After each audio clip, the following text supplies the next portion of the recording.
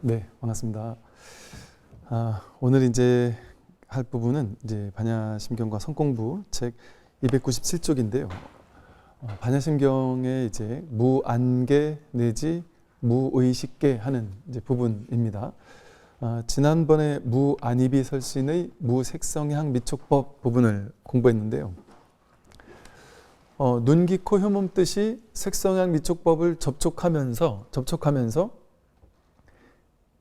보는 걸 나라고 착각하고 보이는 것은 세계야 라고 대상이야 라고 이렇게 착각하는 마음, 이건 이제 12처라고 했는데, 이 허망한 망상에서 나다 내 것이다 라는 생각이 드는 거죠. 아상, 우리 에고라고 하는 아집, 이런 것들이 생겨난단 말이죠. 그 내 거, 내 거라는 마음이 생겨나니까, 12처에서 생겨나니까 이 12처로 인해서, 12처라는 허망한 망상으로 인해서 육식이 생겨나요. 그래서 12입처로 인해서 육식이 연기하고, 또 12처가 입음으로 육식이 생기고, 육식이 생김으로 12처가 생기거든요. 이것이 멸하면 저것이 멸하고, 이제 이 무슨 말이냐면, 눈, 귀, 코, 혀몸 뜻으로 색성향 미촉법, 바깥 대상을 눈으로 무언가를 본단 말이죠. 귀로 소리를 듣는단 말이죠. 그러면서 이게 인연 따라 이게 보는 작용이 생기는데, 내가 저것을 본다 이렇게 생각하게 되고, 그럼 여기 이제 보는 내가 있다고 생각하니까 보고 나서 이것에 대해서 이제 분별하는 마음이 생겨요. 나다라는 마음이 있으니까 난 이것보다 옆에 있는 거, 더 좋은 걸 갖고 싶은데, 나다라는 마음이 있으면 당연히 내 중심으로 난 이거보다 저게 더 좋아, 이거보다 저게 더 크고, 이거보다 저게 더 아름답다, 그럼 난 이것 말고 저걸 갖고 싶어, 이런 분별 의식이 생기겠죠. 이게 더 좋은지 저게 더 좋은지를 분별하게 되겠죠. 이제 사람에 따라 좋아하는 게 다르잖아요. 어떤 사람은 뭐 그림을 좋아하는 사람은 그림을 애착할 것이고, 돈, 경제 이런 거 관심 있는 사람은 돈을 좋아할 것이고, 명예를 좋아하는 사람은 또 명예를 좋아할 것이고, 서로 좋아하는 것은 다르지만 내가 특정한 어떤 것을 좋아하는 사람이다라는 그런 어떤 그 자기 자아상, 나라는 그런 고정관념이 딱 생기게 되면, 그걸로 인해서 나를 중심으로 나에게 유리한 것과 유리하지 않은 것, 좋은 것과 나쁜 것, 나에게 도움되는 사람과 도움 안 되는 사람, 내가 좋아하는 사람, 싫어하는 사람, 이게 둘로 나뉜단 말이에요. 대상을 둘로 나누게 돼요, 내가 생겨나면. 근데 갓난아기들은 내가 없잖아요. 그러니까 볼 때 내가 저걸 본다 이런 생각도 없을 거예요. 이게 보는 걸 나다라는 생각도 없단 말이에요. 갓난아기는 도둑을 보더라도, 엄마를 보더라도 그냥 까르르 웃고 말 거예요. 그냥 보는데, 여기에 이제 나라는 게 생겨나면 나를 중심으로 나에게 도움되는 것, 도움 안 되는 것, 이런 것들을 둘로 나누어서 분별하는 분별 의식이 생겨난다는 거죠. 그래서 보자마자 보는 거에 대해서 분별하게 돼요, 내가 생겨나면. 내가 더 좋아하는 사람, 내가 더 싫어하는 사람, 내가 좋아하는 풍경, 싫어하는 풍경, 또 나에게 도움되는 것, 도움 안 되는 것, 이런 것들을 분별하게 된단 말이죠. 이렇게 보자마자 분별하는 마음을 안식, 이렇게 불러요. 눈 안자에다가 알식자 써가지고 보자마자 분별한다는 거죠. 이렇게 눈, 귀, 코, 혀몸 뜻이 색성향 매축법을 접촉할 때 눈으로 보면 보자마자 안식, 보고 나서 분별해서 아는 마음이 생기고, 또 이식이라고 해서 귀로 소리를 들을 때 그 소리를 듣자마자 이게 내가 아니면 누가 나한테 욕을 해도 기분 나쁠 일이 없겠죠. 근데 이 듣는 게 나라는 생각이 들게 되면 욕 먹으면 괴롭겠죠. 우리 장자 같은 책에 보면 빈배라는 말이 있듯이, 빈배가 있을 때 빈배에다 대고 사람이 아무리 욕을 해도 화가 날 일이 없잖아, 배가 비어 있으면. 근데 배 안에 사람이 타고 있으면 욕하면 괴로울 거 아니겠어요? 그것과 똑같단 말이죠. 여기 나다라는 자아의식이 없으면, 허망한 분별의식이 없으면 어떤 소리를 듣든 그냥 그것은 일어남 사라짐, 어떤 소리가 일어나고 사라지고 그뿐일 거예요. 그런데 여기 나다라는 생각, 자아상이 강력하게 자리하게 되면 욕을 들으면 화가 날 것이고, 또 칭찬을 들으면 아주 기쁘고 행복하겠죠. 우리가 살면서 기쁠 때도 있고, 누군가 말을 듣고 기쁘기도 하고 화가 나기도 하잖아요. 그 이유가 여기 있단 말이에요. 내가 있어서 그런 거예요. 내가. 그럼 그 내가 어디서 나왔느냐? 내가 세상을 볼 때 보는 내가 보이는 대상을 세상을 내가 본다라는 망상이 있기 때문에 이 12입처에 대한 허망한 착각, 12입처가 있기 때문에 거기에 따라 육식이 생긴다. 그래서 눈으로 보자마자 보는 걸 분별하고 귀로 듣자마자 소리를 분별하게 되고 코로 냄새 맡자마자 이게 좋은 냄새인지 나쁜 냄새인지를 분별하고 근데 그 분별이라고 한 것은 나를 기준으로 좋다 나쁘다 옳다 그르다예요. 근데 이것이 허망하다라고 하는 허망한 분별의식이라고 하는 이유는 나는 이렇게 분별하지만 다른 사람은 다르게 분별할 거 아니겠어요? 야 요즘에 얼굴 좋아 보인다 이러면 어떤 사람은 내가 얼굴이 좋아 보이나 보다 이러고 기뻐하는 사람도 있겠죠. 그런데 어떤 사람은 요즘에 좋아 보인다 이러면 뭐지? 나 살쪘다는 소린가? 뭐 이렇게 왜곡해서 받아들이는 사람이 있더란 말이죠. 그러니까 자기 이제 분별 의식에 따라서 들리는 소리를 다르게 사람마다 해석을 한단 말이죠. 이처럼 자기가 만들어지고 나면 들리는 소리도 자기를 기준으로 분별해서 듣는 거예요. 근데 그 분별한 것은 허망한 의식이라고 하는 것은 사람마다 다르게 분별하니까. 어떤 사람은 이걸 좋아하고 어떤 사람은 저걸 좋아해요. 어떤 사람은 이 소리를 듣고 싶어하고 어떤 사람은 저 소리를 듣고 싶어해요. 이처럼 그 소리는 그냥 있는 그대로일 뿐인데 듣는 사람에 따라서 그 소리를 좋아할 수도 있고 싫어할 수도 있고 보이는 모든 것들은 그냥 있는 그대로예요. 보이는 모든 것들은 있는 그대로인데 거기에 내가 나라는 걸 기준 나를 세워놓고 나면 또 내가 의미를 부여하거든요. 세상 모든 것들에 막 분별을 하고 의미 부여를 하고 이건 좋은 거 저건 나쁜 거 이건 나한테 도움되는 거 도움 안 되는 것 이렇게 자기가 의미 부여를 하는 생각들을 일으킨단 말이죠. 그래 놓고 그것을 믿어버리는 거예요. 그래서 이렇게 자기를 기준으로 세상을 모든 것들이 분별해 놓고 그 분별을 실제라고 믿는 거예요. 내가 본 게 진짜야. 왜? 내가 봤으니까. 남들은 다르게 보는데도 불구하고 난 내가 보고 내가 본 대로 인식해 놓고 그건 나의 인식일 뿐이다라는 생각을 못하고 내가 이렇게 보면 다른 사람도 그렇게 보일 거야 라고 우리는 보통 믿어요. 내가 나쁘게 봤기 때문에 다른 사람도 나쁘게 볼 거야. 내 눈에 좋게 보이니까 다른 사람에게도 좋게 보일 거야 라고 생각하지만 전혀 그렇지 않죠. 그래서 이 분별심은 허망하다고 하는 거거든요. 마찬가지로 안, 이, 비, 설신의 할 때 비, 냄새도 마찬가지예요. 비식이라고 해서 냄새 맡는 게 어떤 사람은 어떤 냄새를 좋아하고 우리는 청국장 냄새를 좋아하는데 외국 사람들은 청국장 냄새를 아주 싫어할 수도 있겠죠.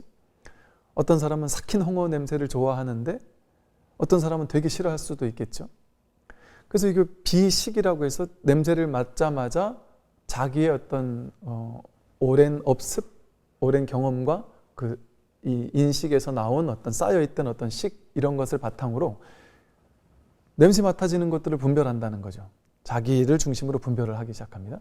또 맛, 안, 입이 혀설자죠. 혀로 맛보는 것. 맛보는 것에 대해서도 어떤 사람은 어떤 맛을 좋아하고 어떤 사람은 싫어한다. 근데 그게 진실하진 않은데 우리는 그것을 진실하다고 분별해 놓고 믿게 되기 시작한단 말이죠. 또 몸의 감촉도 마찬가지. 어떤 느낌과 감촉. 어떤 사람은 이런 느낌을 좋아하고 어떤 사람은 저런 느낌을 좋아할 수도 있죠.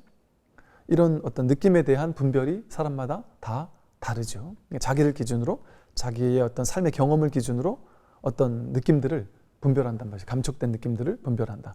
또 생각도 마찬가지예요. 안입이 설신의 할 때 의식이라고 불러요. 그러니까 안식, 이식, 비식, 설식, 신식, 의식라고 해서 우리가 보통 의식 하는 말 쓰잖아요. 그게 바로 여기서 나온 의식이에요. 즉 이 세상 모든 것들을 대상으로 자기가 생각을 일으켜서 어떤 생각을 하고는 그 생각을 자기가 맞다고 분별하고 그렇게 자기가 인식하는 거예요. 인식한다라는 건 자기가 그렇게 아는 거죠. 자기는 그렇게 아는 거예요. 그런데 다른 사람은 다르게 알 수 있죠. 나에겐 이렇게 분별되는데 다른 사람에겐 다르게 분별될 수도 있는 거죠. 그러니까 우리는 자기 분별심만 알고 보고 또 이것을 내가 이렇게 분별했으니까 나에게 이렇게 알려져 있으니까 사람들도 그렇게 알고 있을 거야 라고 믿기가 쉽단 말이죠. 이렇게 자기 분별심을 고집하게 되면 남들과 부딪히게 될 수밖에 없고 또 그 분별 자체가 절대적 진실이 아니잖아요. 나라는 허망한 망상에서 일어난 분별심이거든요. 또 비교에서 오는, 그래서 분별이라는 말 자체가 이 의식을 분별심이라고도 부르는 이유가 둘로 나누어서 구별하는 의식이라는 거예요. 제가 키가 큰지 작은지를 여러분 어떻게 알 수 있을까요? 만약에 태어나서 처음 보는 사람이거나 처음 보는 무언가를 봤어요. 그럼 그게 긴지 짧은지 알 수 있을까요? 알 수 없는데 비교 대상이 옆에 딱 오면 아, 그거 기네, 그거 짧으네 하고 대반에 알 수 있단 말이죠. 요만한 높이의 요걸 보면 이것만을 가지고는 긴지 짧은지를 우리 알 수 없어요. 의식할 수 없어요. 그런데 이 옆에 더 높은 뭔가가 이렇게 대상이 딱 왔을 때 아, 이거에 비해서 이게 짧구나, 작구나 이렇게 분별한단 말이죠. 이렇게 분별할 때는 이것과 저것을 비교해서 분별합니다. 그런데 그 비교해서 분별하는 의식이 우리는 진짜라고 느끼지만 난 봤기 때문에 진짜야. 그 사람 키 커. 이렇게 나는 인식을 했어요. 근데 어떤 사람은 아, 그 사람 키 작은데? 이렇게 인식했어요. 또 어떤 사람은 아, 그 사람 성격 좋아. 이렇게 인식했고요. 어떤 사람은 그 사람 성격 아주 나빠. 이렇게 인식했어요. 그럼 사람마다 그게 다르단 말이죠. 왜 다르냐? 무엇과 비교했느냐에 따라 다르니까. 나는 비교 기준이 나에게서 사람이 크다는 기준은 뭐 한 180 이상 돼야 큰 거다 이런 사람이 있을 것이고 한 170만 넘으면 크다라는 사람이 있겠죠. 분별의식이 다 다르니까. 그러니까 어떤 사람은 크다고 인식하고 어떤 사람은 작다고 인식하는 거예요. 동일한 대상인데도 불구하고. 이렇게 우리 분별심은 뭐 크다 작다는 것뿐만이 아니라 이 사람이 좋은 사람인지 나쁜 사람인지, 이 일이 옳은 일인지 나쁜 일인지, 심지어 자기에 대해서도 분별하죠. 나는 괜찮은 사람인지 못난 사람인지, 세상은 좋은 세상인지 세상은 나쁜 곳인지 아니면 살아볼 만한 곳인지, 대한민국은 뭐 헬조선 아주 안 좋은 나라인지 아니면 너무 아름다운 우리 강산인지 그걸 자기 식대로 분별해서 받아들이는 거예요. 즉 우리가 안다고 여기죠. 그죠? 나 아는 거 많은데? 나 대한민국이 어딘지도 알고 나 우리 집이 어딘지도 알고 난 내가 어떤 사람인 줄 알아. 저 사람 어떤 사람인지 난 알아. 아는 게 많잖아요. 우리는. 우리가 안다고 여기는 그것은 분별의식일 뿐이었다. 내가 분별해서 안 것일 뿐이에요. 예를 들어 대학 교수다 이러면 그 분야에서 가장 최고 뛰어난 많이 아는 사람이잖아요. 의사 이러면 정말 그 의료 그쪽 부분에서는 막 잘 아는 사람이잖아요. 그런데 의사들 사이에서는, 한의사들 사이에서는 또 어떠냔 말이죠. 아주 형편없는 의사도 있을 수 있고 진짜 명의도 있을 수 있겠죠. 그러니까 의사라도 같은 의사가 아니란 말이죠. 그런데 우리는 그것을 가지고 어떤 타이틀을 있다고 해서 그걸 훌륭하다, 못하다 이렇게 할 수 있느냐. 분별하는 거에 따라 다르단 말이죠. 다르게 분별하면 이 사람은 형편없는 의사야 이럴 수도 있단 말이야. 근데 의사이니까 훌륭하다, 우리보다는 훌륭하다 이렇게 또 할 수도 있단 말이죠. 이처럼 우리가 훌륭하다, 못하다, 잘났다, 못났다라고 알고 있는 것, 우리가 안다는 것 자체가 있는 그대로를 있는 그대로 봐서 아는 게 아니고 이렇게 분별해서만 알 수 있어요. 10cm가 긴 건지 짧은 건지를 저마다 다 안다고 느끼지만 스님 키가 커요, 작아요? 사람마다 그러거든요. 어떤 사람은 생각보다 너무 크네요 이러고요. 어떤 사람은 생각보다 좀 작다고 생각하거든요. 그건 자기 분별이 다 다르니까. 그러니까 이처럼 우리가 안다고 여기는 모든 것들은 이렇게 안식, 이식, 비식, 설식, 신식, 의식으로 비교 분별해서 알았던 겁니다. 나를 중심으로 딱 세워놓고. 그러니까 그건 진짜로 아는 거냔 말이죠. 나는 알았어 하는데 그게 진짜 안 게 맞느냔 말이죠. 그게 인연 따라, 조건 따라 그런 식이 생겨났을 뿐이에요. 즉 요만한 작은 크기, 이게 길어 짧아라고 답을 하기 위해서는 어떤 인연이 오느냐에 따라서 긴 인연이 오면 얘는 짧아가 되잖아요. 근데 또 짧은 인연이면 얘는 길어가 된단 말이죠. 즉 얘가 길거나 짧기 위해서는 얘 혼자는 알 수가 없는 거예요. 얘가 길거나 짧을 때는 반드시 분별된 대상이 옆에 붙어 있어야 돼요. 조건 따라, 인연 따라, 조건 따라서만 얘는 크거나 작을 수 있죠. 즉 우리는 인연 따라 그것이 큰지 작은지 옳은지 그른지 맞는지 틀린지 잘난지 못났는지를 알 수 있는 것뿐이죠. 그러면 안다 모른다 하는 것도 인연 따라 알고 모르는 것뿐이지 진짜로 아는 게 아니죠. 진짜 아는 게 아니죠. 인연 따라 그 인연에선 그게 맞아요. 다른 인연에선 그게 틀릴 수 있어요. 우리는 그런데 보통 그 일 옳은 거야 그른 거야 이걸 물어요. 근데 그건 인연 따라 달라요. 그 행동 옳은 거야 틀린 거야 이렇게 묻는단 말이죠. 근데 그 행동이 옳은 건지 틀린 건지 알 수 없어요. 어떤 인연인지 그 상황적 배경 상황을 다 들어봐야 알고 나야 그게 옳은 건지 틀린 건지 우리도 이렇게 판단할 수 있잖아요. 그것과 마찬가지다. 모든 것을 우리는 안다라고 고정지어서 이 분별심을 고정지어서 진짜야라고 느끼는 거예요. 나는 그렇게 알았으니까 내가 아는 게 맞지. 그래서 이런 말을 해요. 절에서는 우리가 안다고 여기는 모든 것은 다 틀렸다. 진실은 오직 모를 뿐 이것이 진실이다 이렇게 말해요. 모를 뿐 하는 게 더 진실한가? 아니면 안다라는 게 더 진실한가? 뭐가 더 진실할까요? 안다라는 게 정말이냔 말이에요. 인연 따라 조건 따라 임시로 그렇게 불릴 수 있는 거거든요. 크다거나 작다고 잘났다거나 못났다라고 할 수 있는 것은 임시로만 그렇게 말할 수 있어요. 그러니까 임시로 크거나 작을 수 있고 임시로 잘나거나 못날 수 있을 뿐이지 우리는 잘난 사람도 아니고 못난 사람도 아닙니다. 우리는 능력 있는 사람도 아니고 능력 없는 사람도 아닙니다. 우리나라 정치인, 특정 정치인은 잘난 정치인도 아니고 못난 정치인도 아닙니다. 보수 진영이나 진보 진영의 어떤 진영에 있는 사람들도 잘나거나 못났다라고 이렇게 고정된 정해진 어떤 고정되게 말할 수 있는 것이 아니다.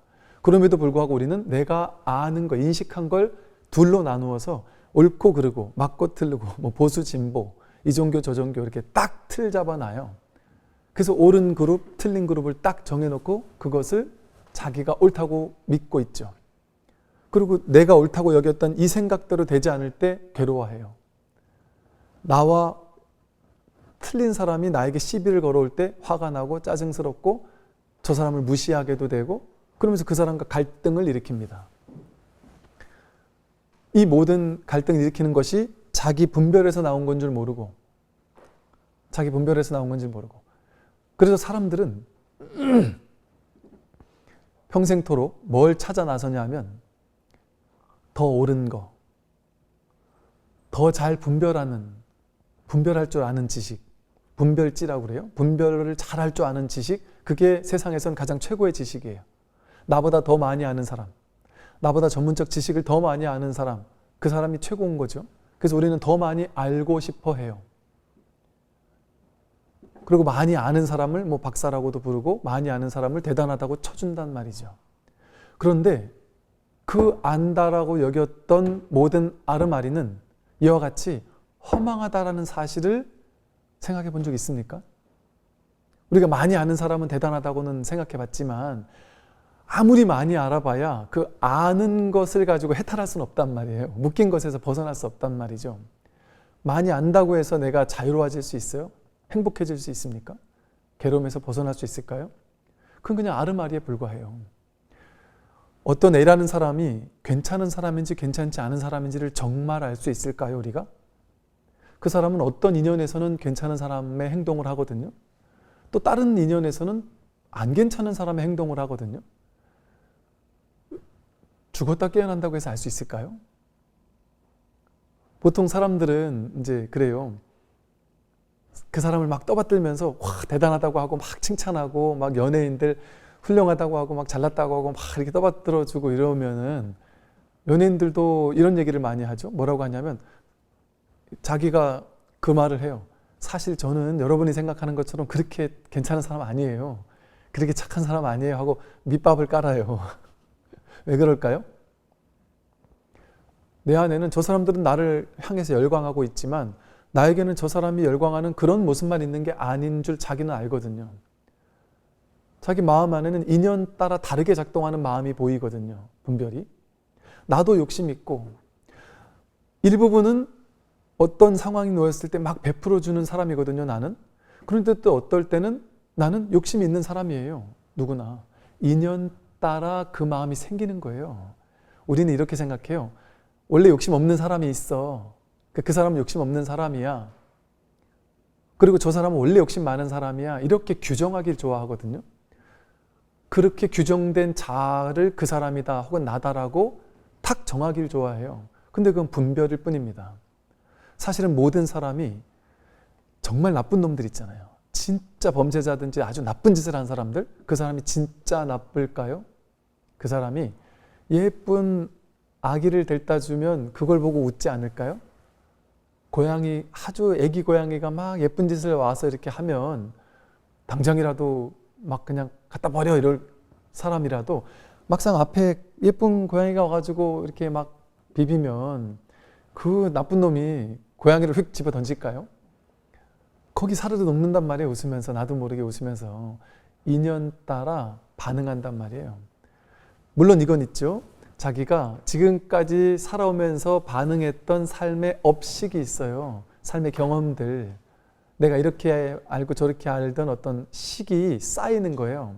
내가 나쁜 인연을 만나서 나쁜 쪽으로 해석하던 의식, 그게 계속 쌓이는 사람, 또 좋은 쪽으로 삶을 해석하는 사람, 분별 의식이 쌓인단 말이에요.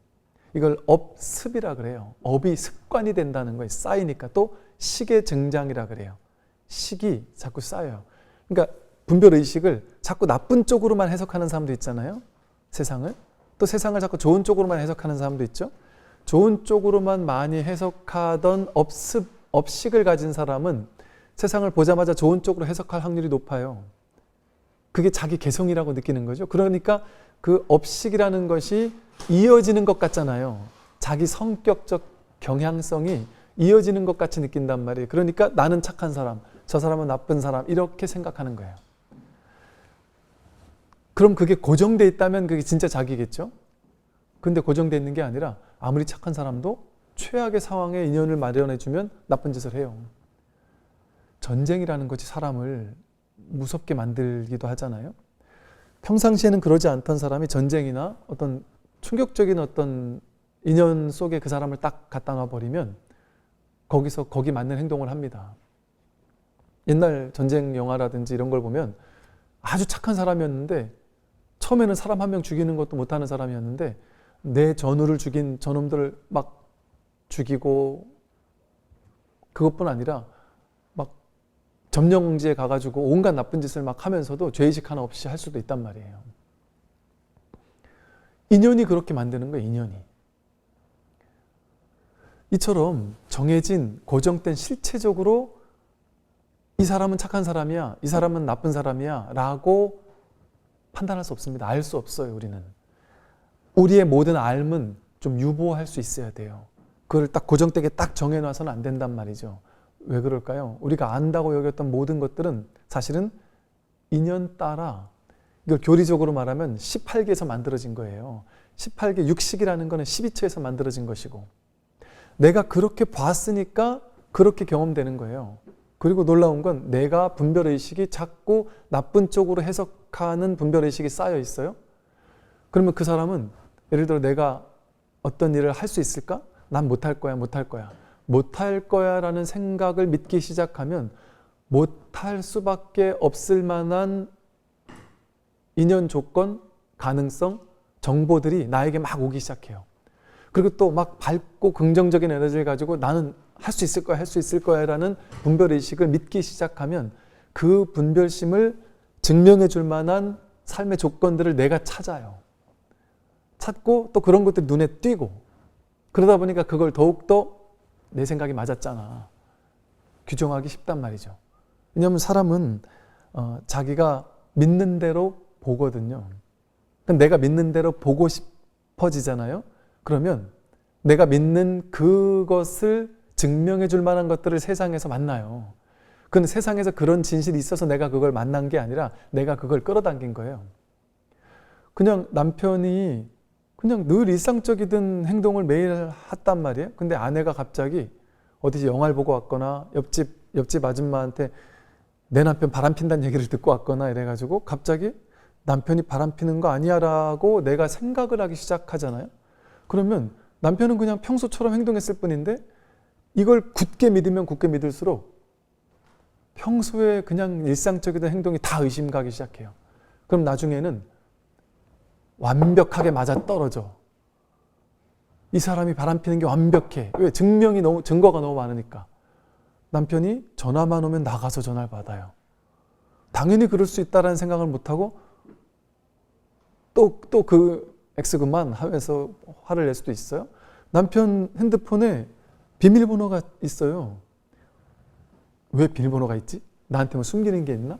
이럴 수도 있단 말이죠. 남편은 그냥 이렇게 보고 있는데 아내가 옆에 앉아 있는데 나를 피해서 핸드폰을 이렇게 했다고 막 오해할 수도 있고, 그러니까 그런 식으로 내가 의심하기 시작하면 왜? 자기 생각대로 보이는 거거든요, 세상은. 그러니까 우리나라 아름다운 세상이야라고 믿는 사람은 우리나라가 정말 아름다운 세상인 거에 대한 증거들이 쫙 펼쳐져 있어요. 여러분, 그 진보가 옳은 진리야라고 생각하는 사람은 진보들끼리만 보는 유튜브 채널 가가지고 보고, 보수가 옳다라고 생각하는 사람들은 보수들끼리만 보는 채널을 보면서 서로가 자기 생각이 옳다라고 여기는 정보들을 공유하면서 거봐, 내가 맞았어. 나중엔 이게 아주 진리처럼 돼버려요. 그럼 상대방은 정말 어리석은 사람들처럼, 아무것도 모르는 사람처럼 돼버려요. 그런데 놀라운 점은 이 사람도 자기네들 그룹에서는 완전 우리가 옳고, 이 사람도 그 그룹에서는 완전 우리가 옳은 거예요. 그게 그 모두가 분별심인 줄 모르기 때문에 그런 일이 벌어져요. 그래서 우리는 세상 사람들의 목표가 뭔지 아세요? 분별된 세계, 이 세상은 분별된 세상이기 때문에, 분별하는 사람들이 사는 곳이기 때문에 불교는 세간이 아니라 출세간이라고 부르는 이유가 분별을 넘어서는 무분별지를 말하는 게 불교예요. 지금 말한 이 분별심이 허망하다라는 사실, 여기서 말한 것처럼 육식이 허망하다는 사실, 즉 무안개 내지 무의식계라는 게 눈, 귀, 코, 혀, 몸, 뜻, 색상의 미촉법, 안식, 이식, 비식, 설식, 신식, 의식이라고 하는 이 모든 것이 전부 다 허망하다라는 얘기를 없다고 하잖아요. 없다고 했잖아요. 다 허망하다, 진실하지 않다라는 사실을 충격적으로 얘기하고 있는 거거든요. 근데 이걸 교리라고 받아들이니까 여기에 대해서 정말 부처님이 이렇게 말씀하셨다고? 그렇다면 내가 옳다고 생각하고 내가 안다고 여겼던 모든 것들이 아닐 수도 있단 말이야? 말이 돼? 이거 단 한 번도 들어보지 못한 충격 아닙니까?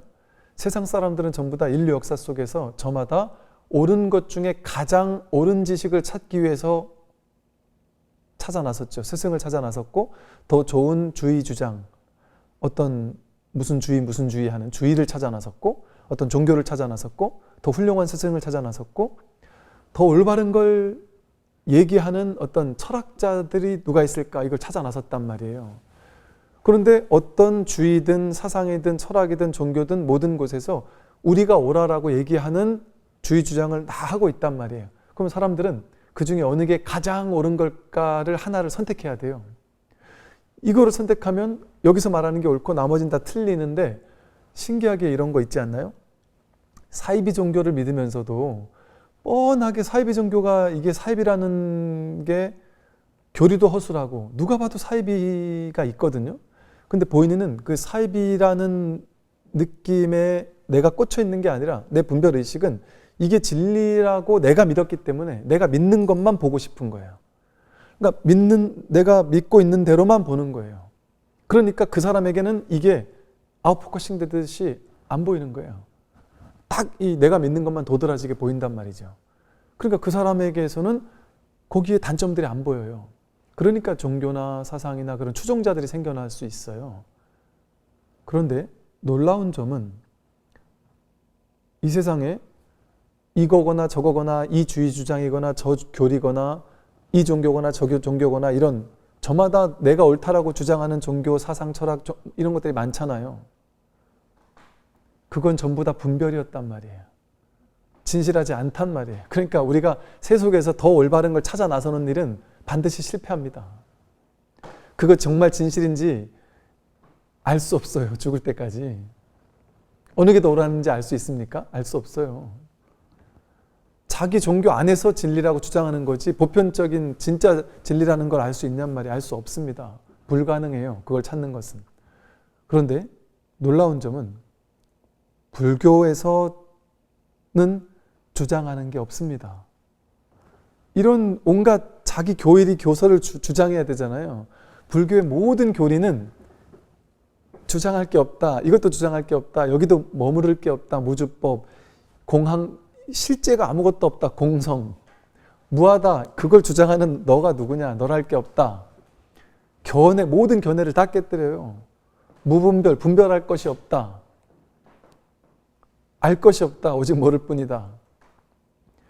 연기법, 실제 있는 게 아니다. 인연 따라 연기적으로 임시로 있는 거지 실제 하는 게 아니다. 전부 다 비실체성, 공성, 진실하지 않다. 그러니까 이 교리에도 머무르면 안 되고 저 주장에도 머무르면 안 되고 불교 자체에도 집착해서는 안 된다는 얘기를 하잖아요. 놀랍지 않나요? 불교는 불교 자체에도 머물러 집착하면 안 된다는 얘기를 하는 어찌 보면 유일한 종교예요. 불교에도 묶여 있으면 안 된다는 얘기를 한단 말이에요.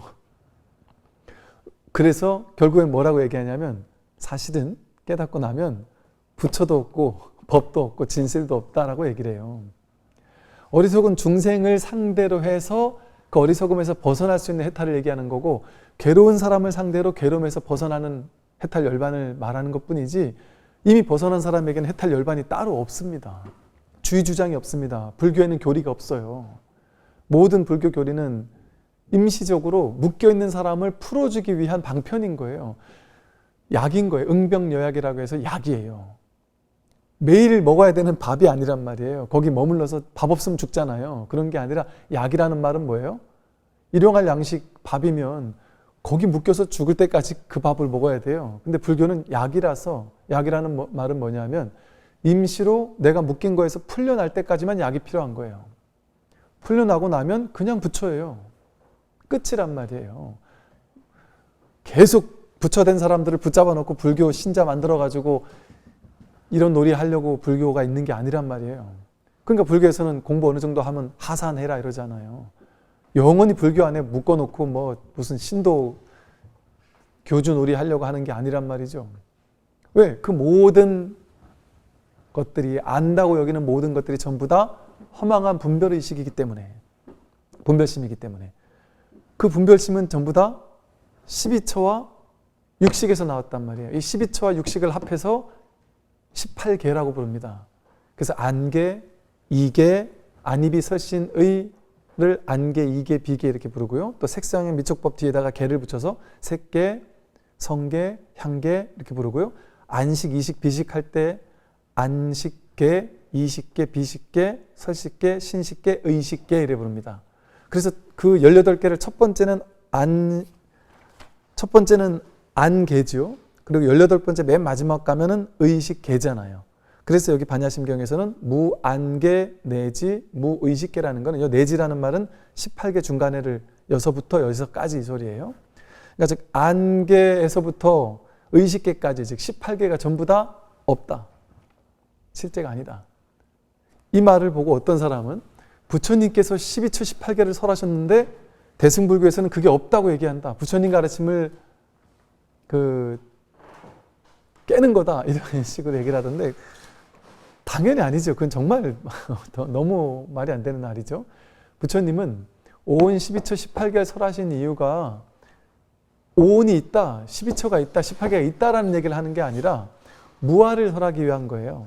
그런 게 없다라는 얘기를, 오온이 실제 있다라는 얘기를 한 게 아니라 오온이 없다라는 얘기를 하려고, 내가 오온이 아니다라는 얘기를 하기 위해서 오온을 설했고, 오온 개공 이러듯이 여기서도 내가 12처나 18개가 아니라는 얘기를 하기 위해서 18개를 설하셨고, 그럼 나라고 여기는 게 도대체 어떻게 생겨난 것이냐, 또 내가 안다고 여기는 이 분별심, 이게 어떻게 생겨난 것이냐를 설명하기 위해서 12처 18개라는 이런 교리를 설명하신 것이죠.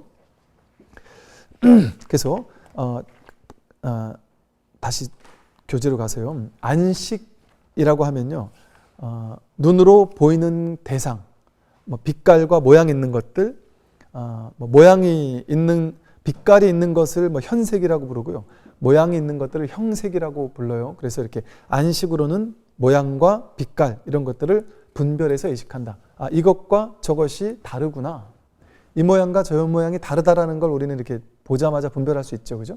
근데 이걸 이제 구체적으로 조금 더 세밀하게 분별하려면 여기에 수상행식이라는, 즉 이것을 보고 나서 이게 컵이다, 이건 컵뚜껑이다라고 이름을 개념, 그 표상을, 이름과 모양을 구분해서 아는 마음은 상온이라고 그래요. 상온의 도움을 받아가지고 또 안입이 설신의 할 때 의식의 도움을 받아가지고 보다 세밀한 분별을 하겠죠. 안식이. 그래서 안식이나 이식이나 비식이나 설식이나 신식, 이 5가지 식은 자성 분별이라고 이제 부파불교에 가면은 이 분별 의식에 대한 설명을 좀 더 자세하게 설명하고 있는데, 거기서는 자성 분별이라고 해서 눈은 본다라는 이런 성품만 있잖아요. 이런 자성을 가지고 있고, 귀는 듣는다라는 자기의 성품을 가지고 있고, 코는 냄새 맡고, 입은 맛본다라는, 몸은 이렇게 감촉 느낀다라는 이런 성품을 가지고 있다는 거죠. 그래서 이 5가지의 안입이 설신까지의 이 5가지의 분별의식은 자기 성품만을 분별한다고 해서 자성분별이라고 이렇게 불렀어요. 부파불교에서는. 그리고 이제 나머지 6번째 육식에 대해서, 육의식이 이제 모든 것들을 분별할 때 이것과 저것이 어느 게 좋고 어느 게 나쁜지, 어느 게 크고 작은지, 맞는지 틀리는지, 이런 세밀한 분별들을 안식과 의식이 같이 작용하고, 비식이 또 의식과 같이 작용하고, 이 의식은 5가지 모든 의식에 같이 작용을 한단 말이죠.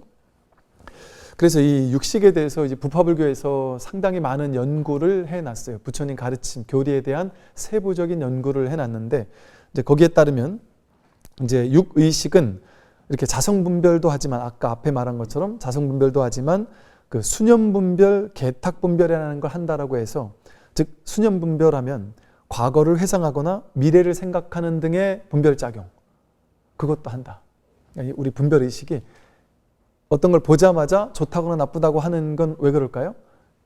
딱 보자마자 과거에 내가 경험했던 이것과 비슷하던 다른 정보들을, 분별의식들을 쫙 가져와 가지고 비교해서 좋다거나 나쁘다고 분별을 한단 말이에요. 분별의식이 육식이 하는 작용이에요. 그걸 이제 수념분별이라고 그렇게 부릅니다. 그러니까 장관인 산에 올라가서 아름다운 노을을 탁 바라보고서 와 멋지다, 그냥 말문이 콱 막히는데, 그러고 나서 곧장 분별심이 일어나서 내가 옛날에 어느 산에서 보던 것보다는 못하네, 이런 식으로 비교한단 말이죠. 그처럼 보자마자 이런 육의식이 일어나서 분별을 하게 만드는 거죠. 그런 걸 수념분별이라고 하고, 개탁분별이라는 것은 대상을 착각해가지고 오류를 일으키는 분별작용. 아까 말한 것처럼 내가 안다고 느낀 것은 실제 정말 아는 것이 아니라 인연 따라 그렇게 보여지는 것 뿐이거든요. 인연 따라 거기서만 그렇게 아는 것 뿐인데, 우리는 그걸 실제라고 느끼고, 그래서 그거를 정말이야라고 이렇게 딱 믿는단 말이죠. 내가 알았어 이런단 말이죠. 근데 그건 자기의 오류. 분별의식은 오류투성이에요. 분별의식은 나에게 그렇게 보인 것 뿐이에요. 나는 내 눈으로 똑똑히 봤는데 이게 잘못됐단 말이야? 이런단 말이죠. 다른 사람도 똑똑히 봤거든요. 내 눈으로 너 월급 받은 거 내가 내 눈으로 똑똑히 봤는데 너가 월급 조금 받는단 말이야? 자기가 봤을 땐 월급 너무 많이 받는다고 생각하고, 본인이 봤을 땐 월급 적다고 생각하는 거예요. 기준이 다르니까. 나는 내가 눈으로 똑똑히 봤기 때문에 내가 알아. 너 월급 많이 받잖아. 자기는 이게 작은 월급이거든요. 자기 의식에서는. 그러니까 봤다고 해서 그걸 진짜라고 할 수가 없다. 근데 나는 본 거를 정말이라고 느끼는 그런 오류. 그러니까 저 사람은 부자야 이런단 말이야. 왜? 내 부자의 기준은 이 정도면 부자니까. 그럼 이 사람은 저 사람 거짓말하고 있네? 이렇게 느낄 수도 있어요. 자기 생각을 믿으니까. 이렇게 오류를 가지고 올 수 있는 가능성, 그게 의식, 분별심의 특성이에요. 그래서 개탁분별이라는 말을 하고요.